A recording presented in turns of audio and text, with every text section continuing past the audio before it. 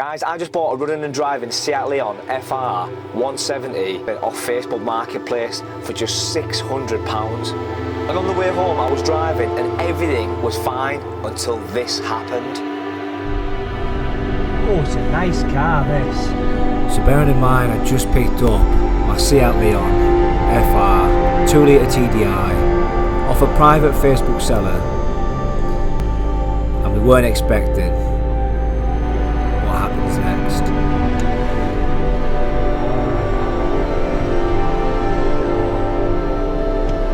Yeah. Look at that.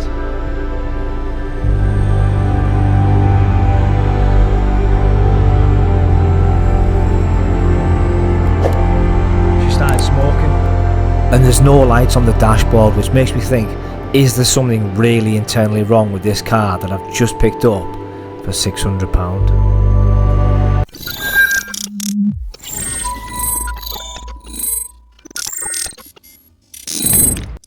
I've told us once and I've told us again, I will not give up on this VW Caddy.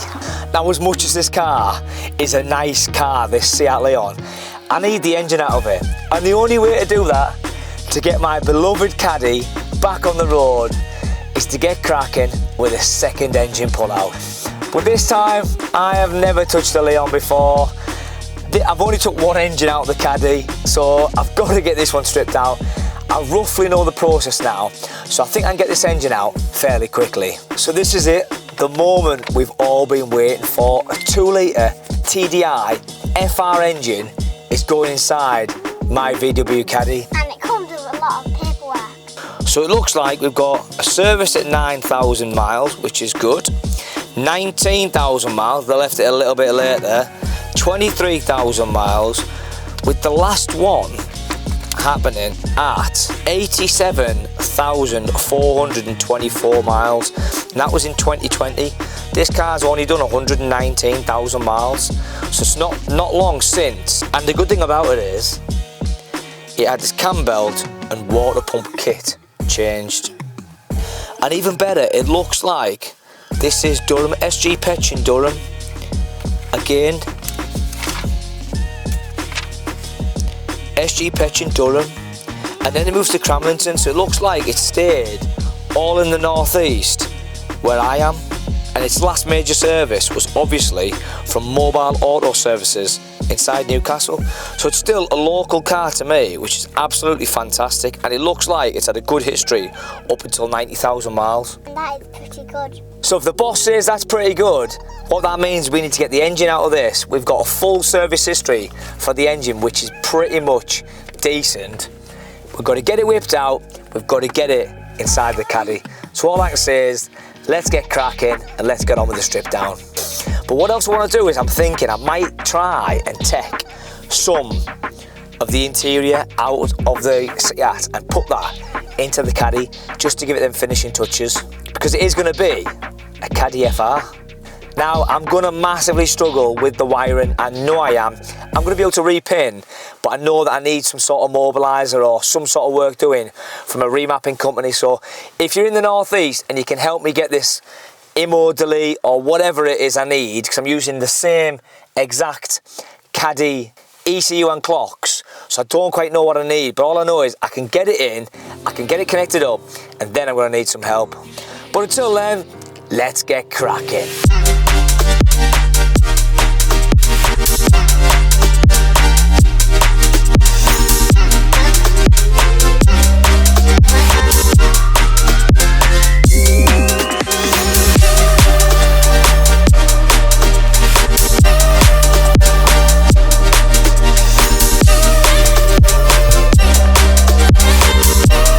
This is the moment we've all been waiting for.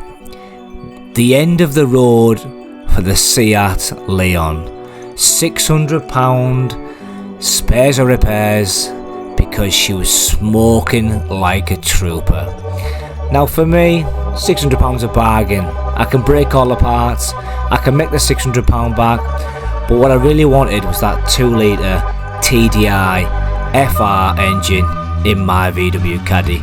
And look guys, we started this journey 6 months ago, so for me, I'm happy with this. So all I can say is, like I said before, challenge accepted. So we're starting off by just taking the battery tray out. All we're doing here is just trying to find the local pieces first. Nice and easy. Battery tray out gives us access to the cables. Now at this moment in time, I wasn't taking the ECU, so I started to unplug all of the cables, and then later on in the video you'll see that actually I didn't need to. I could have just took it all out with the ECU and took everything as one, but I'm an idiot, so look, I unplug everything, let's get working through it.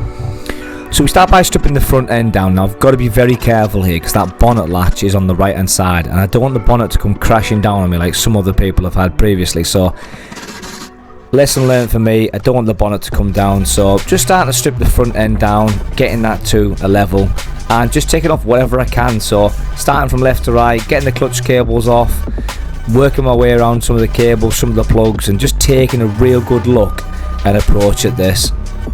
And it looks at first like there's a lot on the engine when you first start, but really there isn't. You just got to take your time and you're going to start working your way through. So for me, I've got to get the front end off first because I know that's where the access is for me. I need to get the front end off, I need to get the bumper off, I need to get the headlights out. That is my plan. But as we say, take whatever we can off. Washer bottle, coolant tank, whatever's around we can take off first just to loosen up. Fuel, everything.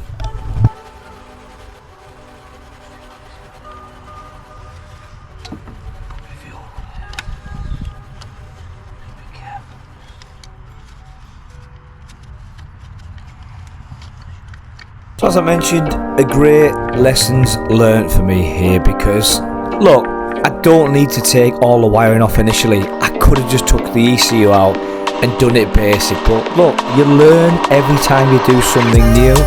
And I was going to take the Caddy wiring loom, I still might. Again, I'm going to struggle with the wiring, I'm going to need a lot of help from you guys, or from anybody who's done this. I'm going to need some guidance, but look, we're getting there, we're starting to strip things down, we're moving things around, and yeah, we're now got to get the front end off.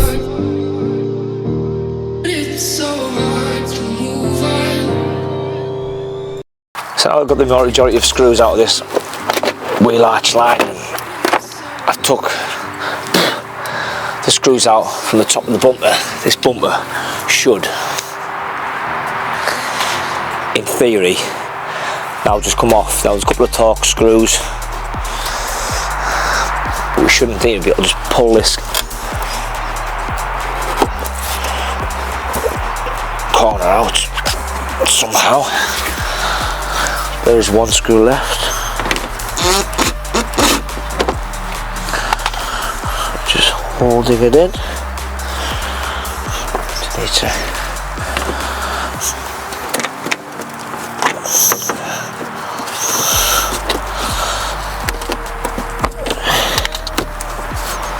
one screw left, holding that in.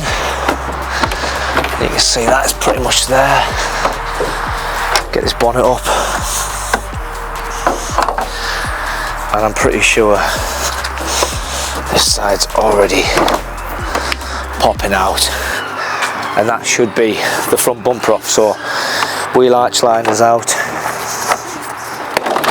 Oh, sugar. Just need to make sure you unplug the connectors on both of these are left in. So just with a push down clip, and that should, in theory, come off like so, and then just push down and slide that clip out there, and then we have one full front bumper. I think it's pretty much off. There's one clip left inside there. I think this wheel arch is all ready to come out now, so a good little tug. I've got one screw stuck in the wing there. That wing's absolutely knackered, so we're not fussed about that. So obviously I'm taking the front end off this, so headlights are going to come out next. I'm going to give this, possibly just give it a push and push it. There we go. So the bumper is now fully disconnected, and that'll be sold as a part. Now, just for info,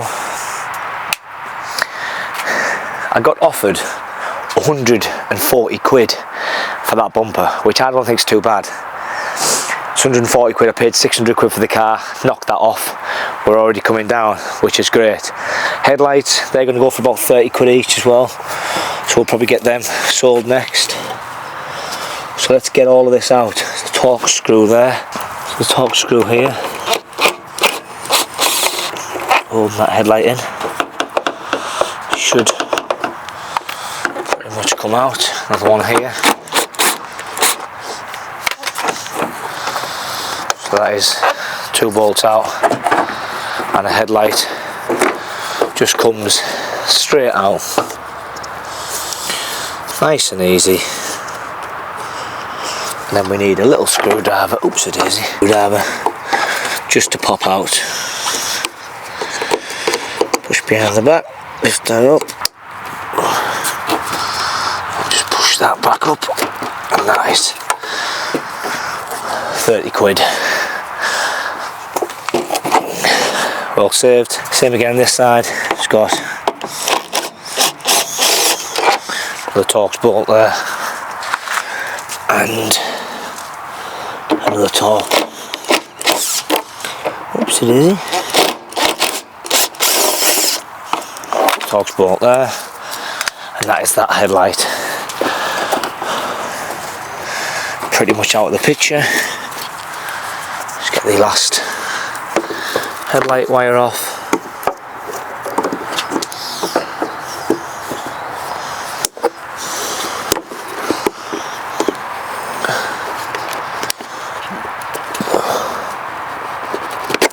And there's that one out.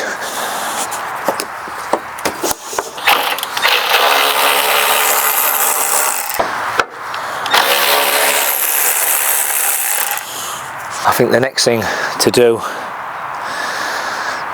is probably get these big bolts out here which holds the crash bar on, but I think the rad pack is attached to the crash bar, so whilst I'm being a little bit rough, I also don't want to be able to sell the parts, you see, so washer bottle can come and it's disconnecting. Not for now, it doesn't know, just need that front rad pack off. Now I'm not sure if you need to strip the front end down, but for me I like to take the front end off because I'm pulling the engine out towards me. I can't lift the engine up higher because of the engine crane, so I literally have to take all the rad pack off and pull it out. And all I'm doing is getting the connections off the water bottle, just getting that all ready, and then cracking the nuts off on the crash bar. I'd normally do this with a Dugga gun, but my Dugga broke, so it's not really great, but I've had to do it by hand while my other one is charged. So nice and easy, nice and quick, crash bar just comes off like a breeze, rad pack's just held on as well, and yeah, this is fairly straightforward stuff, stripping down the front of the Leon, guys, but I think it's good for you guys to see. These things don't just magically disappear and drop off, and as you say, you know, you need to see it because part of the video, this is how long things take. So the next thing to do is to drop the coolant.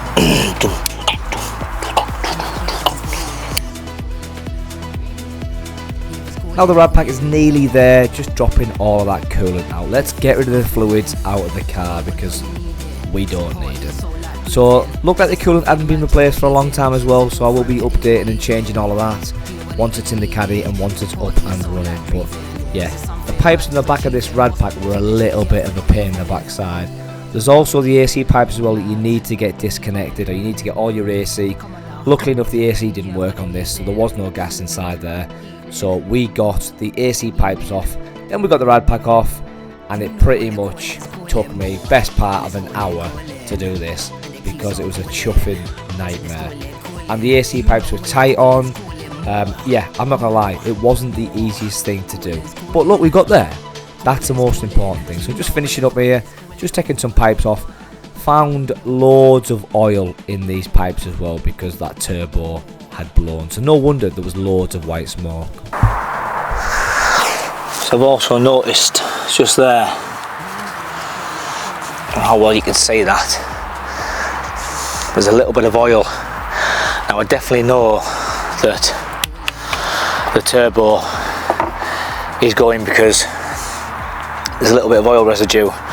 When we start the car, if you remember, it's got white smoke out the back.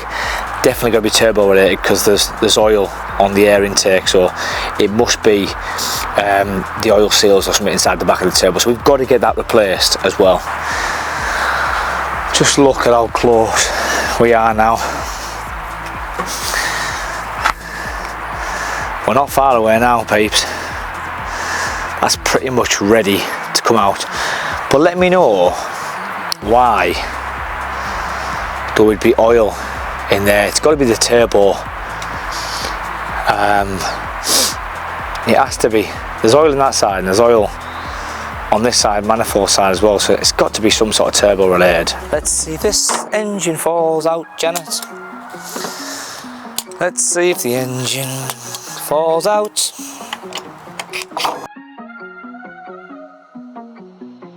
So all I'm doing now is taking out the engine mount bolts. Now there is 4 on the right hand side, and that is on the gearbox and engine mount.